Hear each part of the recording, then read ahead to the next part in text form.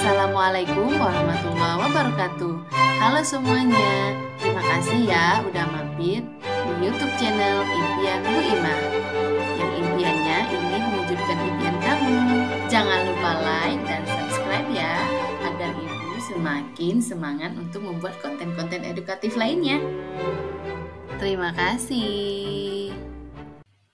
Pada video kali ini, Ibu ingin ngajak kamu kepoin nilai mahasiswa yang saat ini sedang kuliah di PTN impiannya.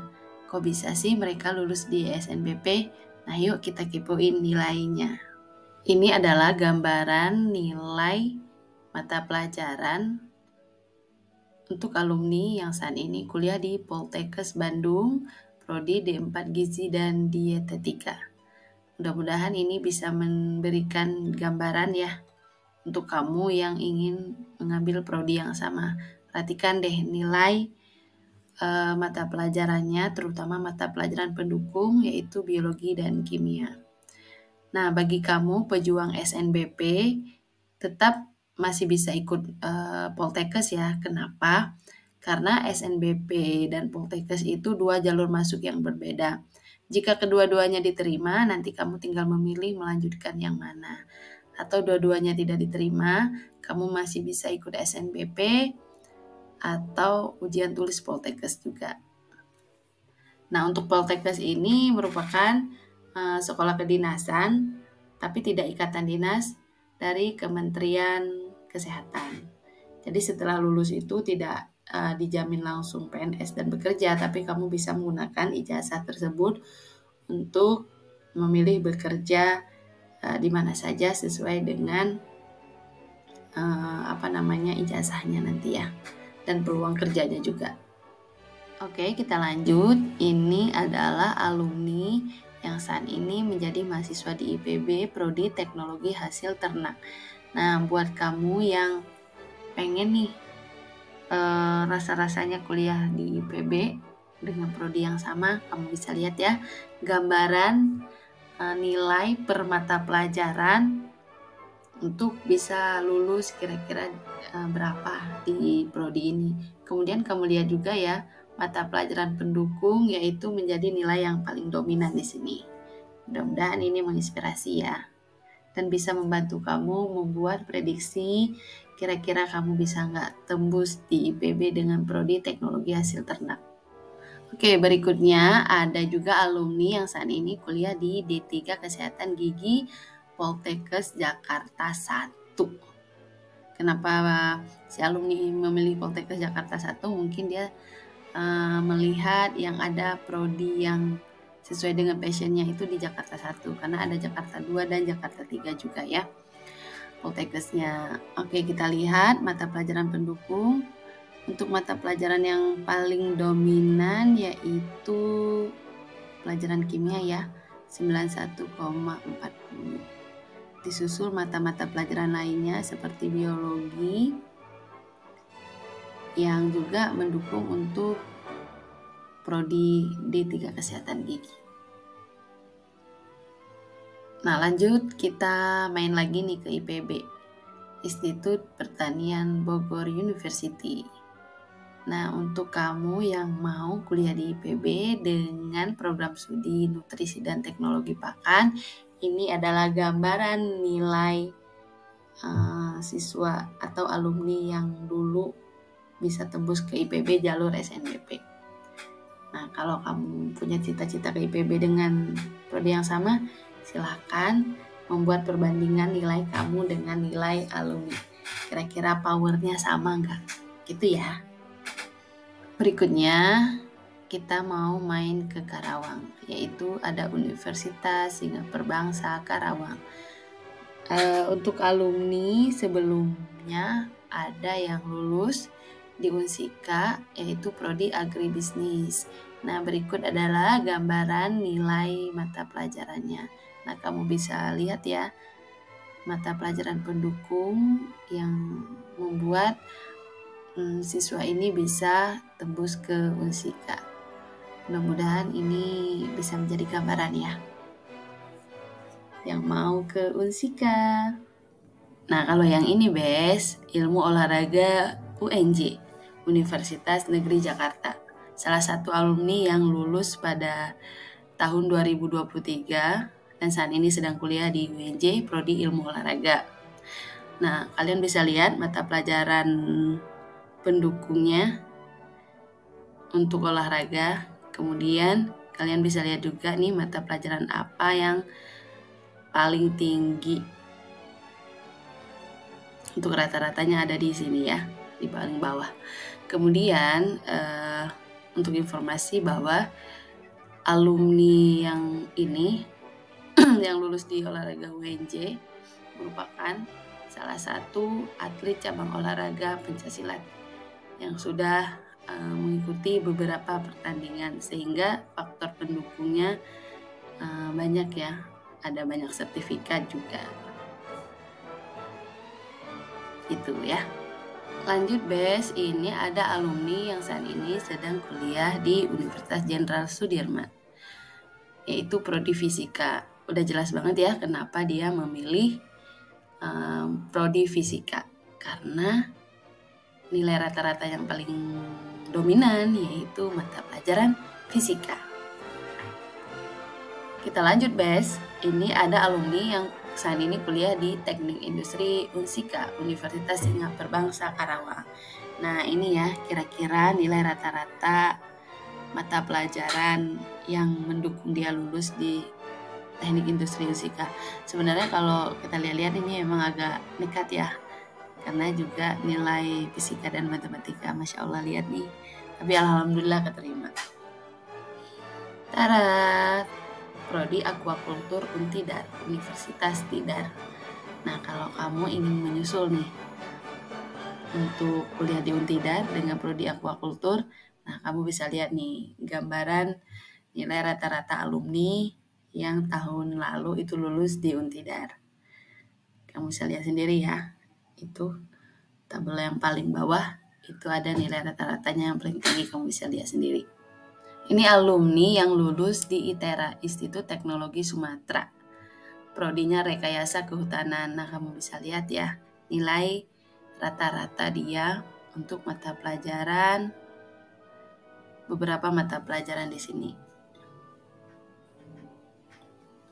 Oke, ini mudah-mudahan jadi pertimbangan kamu ya ketika memilih prodi yang sama.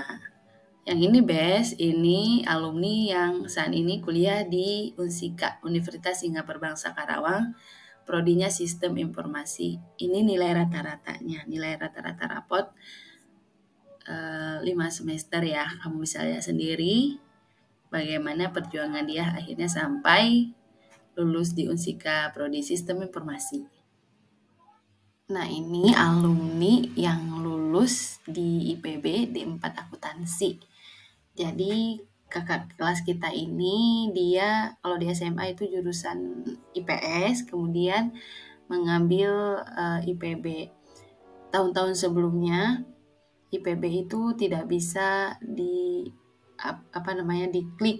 oleh anak yang jurusannya IPS. Tapi semenjak kurikulum Merdeka, IPB itu udah bisa linjur ya. Kalau kamu dari IPS mau ke IPB juga bisa.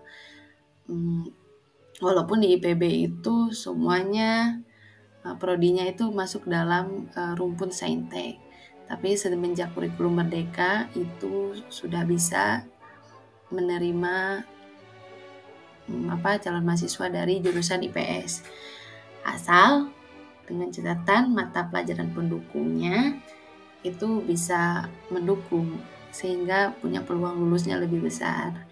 Nah, di video-video sebelumnya Ibu sudah informasikan tentang mata pelajaran pendukung untuk setiap prodi di IPB. Kamu bisa lihat saja, bisa lihat langsung ya.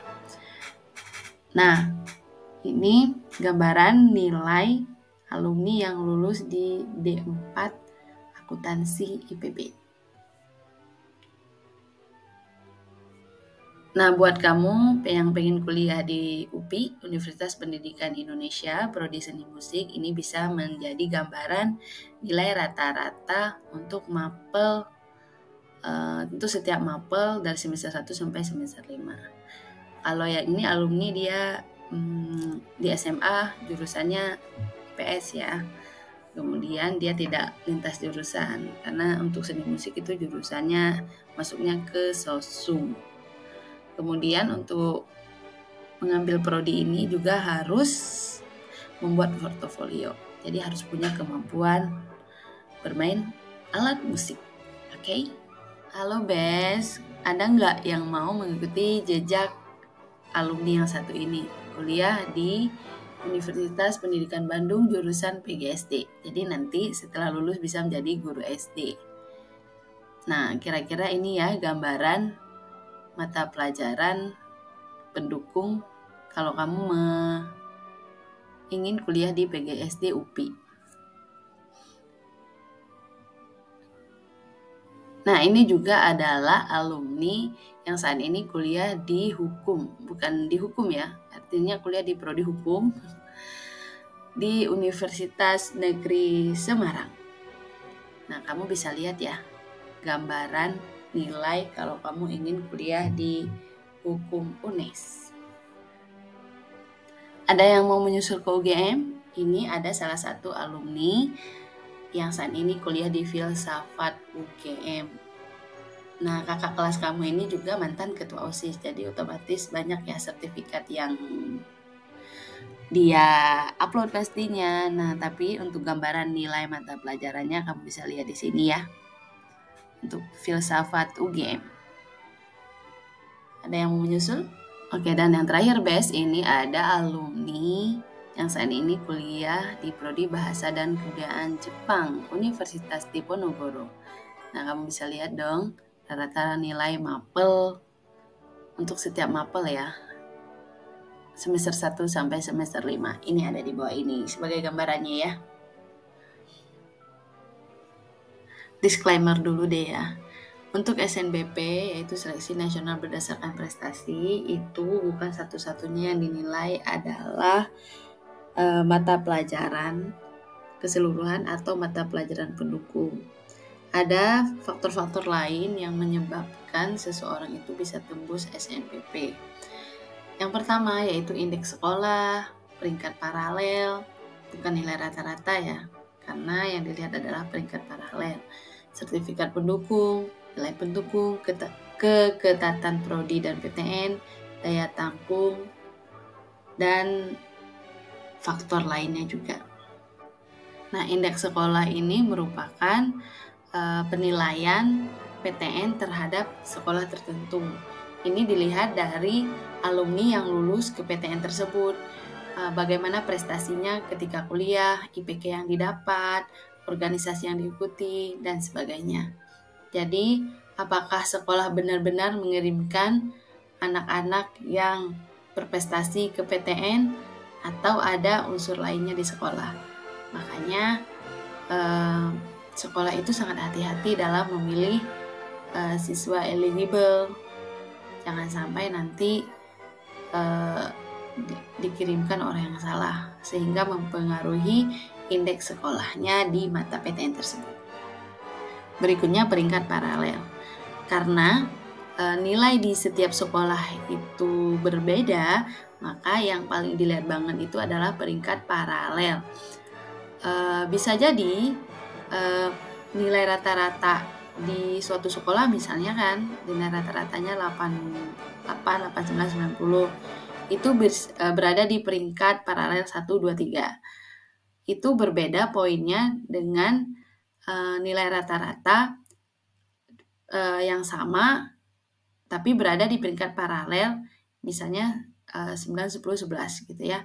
Jadi kalian jangan patokannya di nilai rata-rata, tapi yang kalian lihat adalah peringkat paralelnya.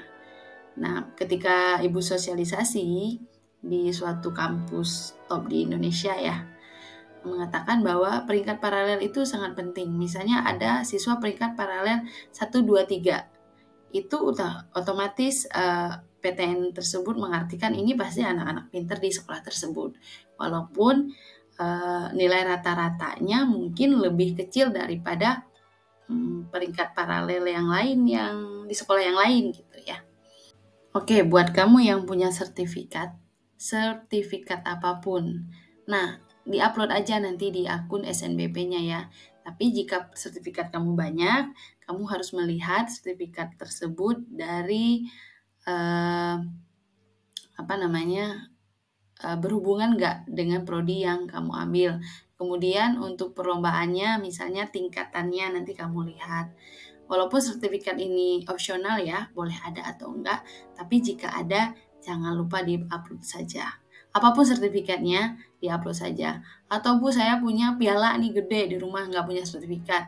Nanti laporkan aja ke sekolah agar dibuat surat keterangan dari sekolah. Ini mudah-mudahan membantu kamu loh ya.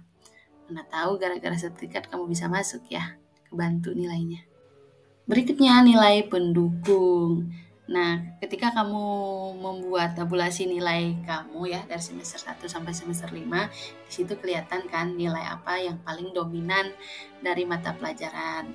Nah, sebenarnya itu bisa membuat kamu berpikir realistis, mau memilih yang prodi yang didukung oleh mapel pendukung yang nilainya cukup gede dibandingkan dengan nilai yang lain, atau kamu mau memilih passion kamu gitu ya. Misalnya passionnya tidak sesuai dengan nilai pendukung.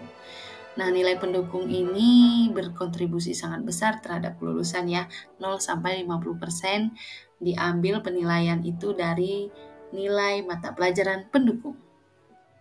Nah, untuk keketatan prodi dan PTN tentunya semakin ketat, artinya peminatnya semakin banyak, pesaing kamu semakin banyak, peluang lulusnya semakin kecil. Karena kan SNBP itu kan seluruh Indonesia. Persaingannya itu seluruh Indonesia yang memilih prodi yang sama dengan kamu. Apalagi untuk PTN-PTN top di Indonesia. Tentunya pelamarnya juga banyak, peminatnya juga banyak, artinya pesaing kamu juga banyak. Nah, nanti di akun SNBP ketika kamu memilih prodi dan PTN itu kamu bisa lihat sendiri ya bagaimana keketatan prodi dan daya tampung, serta kamu bandingkan deh dengan tahun-tahun sebelumnya itu bagaimana pelamar sebelum tahun sebelumnya itu seperti apa, daya tampungnya seperti apa, peluang lulusnya itu berapa persen. Kamu bisa lihat nanti ya. Kemudian pengurutan pilihan prodi dalam suatu PTN. Ada beberapa PTN yang tidak mau dijadikan pilihan kedua. Itu PTN-PTN top di Indonesia. Jadi kamu harus benar-benar mengurutkan pilihan PTN-nya dengan benar. Jangan sampai kamu salah mengurutkan. Misalnya UI ditaruh di pilihan kedua. Itu kan tidak mungkin. Atau IPB ditaruh di pilihan kedua, mereka nggak akan mengikutkan kamu dalam kompetisi karena jelas-jelas IPB itu tidak mau dijadikan yang kedua, kecuali kamu pilihan pertamanya IPB dan pilihan keduanya IPB, itu punya peluang besar lulus di pilihan kedua. Bisa dipahami ya.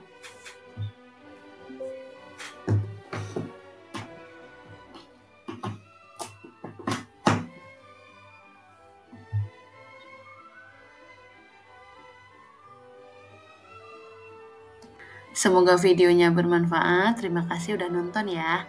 Sampai ketemu di video berikutnya. Assalamualaikum warahmatullahi wabarakatuh. Bye-bye.